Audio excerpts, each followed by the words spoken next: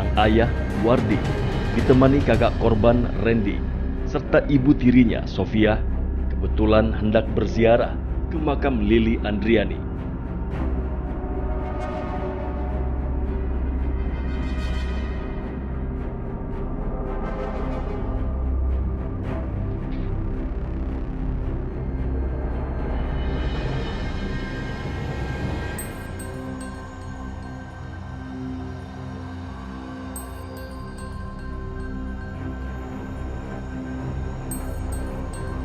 Terpukulnya mereka dengan kepergian Lili.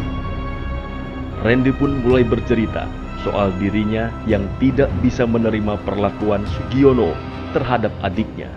Sebelumnya sih saya belum terima ya, soalnya kan ditunggu-tungguin dari kemarin dari sekian lama lah, pada belum datang, tahu-tahunya meninggal. Terus tahu-tahunya juga pelakunya si Sugiono. Ya pokoknya saya belum terima lah sama sekali. Saat itu, Randy mengaku sama sekali tak menyangka kalau mayat wanita bertato yang ditemukan tak jauh dari rumahnya adalah sang adik Lili Andriani. Ya, ceritanya sih ada penemuan mayat di situ. Terus saya sih belum yakin, soalnya kan belum ngerti lah soalnya.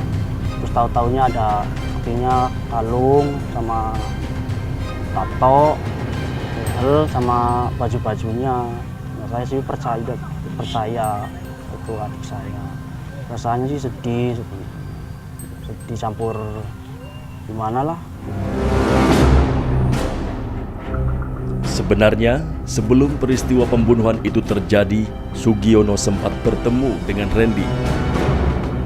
Ia tak menyangka kalau akan ada peristiwa tragis yang menimpa adiknya, Lili Andriani. Hilangnya Lili Andriani selama 4 bulan juga sepertinya tidak membuat Randy curiga. Sepengetahuannya, sang adik pergi untuk mencari nafkah. Tahu dari suaminya kan katanya sih kerja, katanya sih ke Cirebon di situ. Jadi saya percaya aja. Soalnya kan saya nggak nyangka sih maksudnya.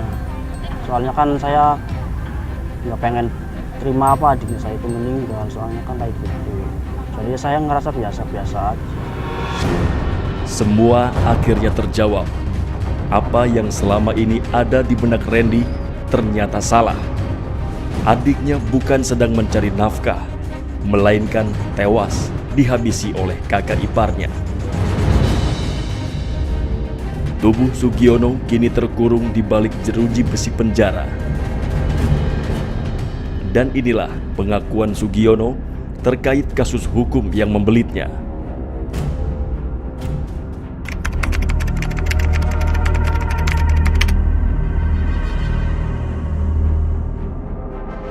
Saya itu sama korban dari Jawa Barat atau dari rumah tinggal saya, mengantar korban untuk mencari utang.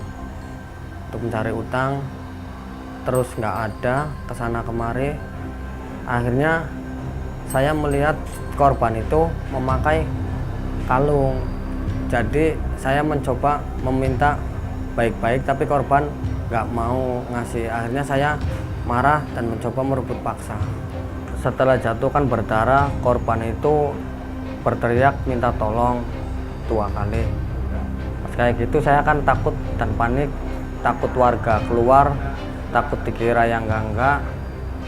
Jadi saya dengan rasa takut dan panik itu saya langsung sekep hidung dan bagian mulut korban. Kurang lebih 3 menit dan tanpa disadari korban itu udah nggak bernapas.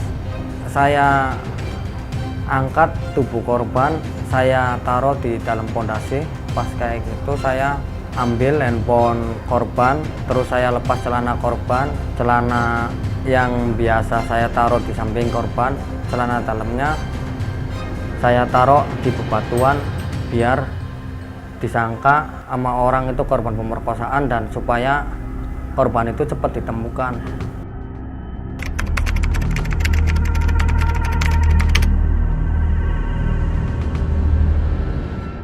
Kalau handphone saya jual di Jakarta itu 2 minggu setelah kejadian itu saya jual di jalan sama orang yang saya tidak kenal, lakunya 800.000 saya gunakan untuk makan saya sehari-hari kayak gitu. Dan kalungnya saya nggak jadi ngambil karena saya juga malam itu sempat ada orang lewat posisi waktu saya ada di pondasi, jadi saya ketakutan, saya nggak sempat berpikir kalung.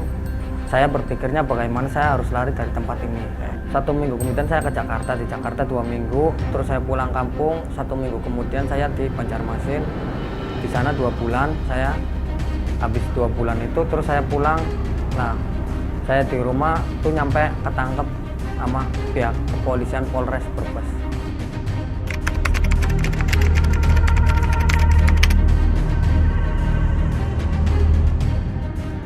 Buat adik saya minta maaf banget. Saya memang benar-benar nggak ada niat untuk kayak gini. Saya sangat menyesal. Ini semua saya lakukan juga tadinya niat saya ya pengen menolong kamu adikku. Tapi ya tanpa disengaja perjalanannya ya seperti ini arahnya. Mungkin ini sudah takdir atau gimana. Yang jelas saya sangat menyesal banget, dan kepada pihak keluarga korban saya mohon maafin perbuatan saya semuanya kayak gitu. Kata maaf sudah tak ada guna. Lili Andriani sudah tak mungkin hidup kembali. Ia pergi meninggalkan seorang suami dan 2 anaknya. Ironisnya, kini suami Lili pergi entah kemana.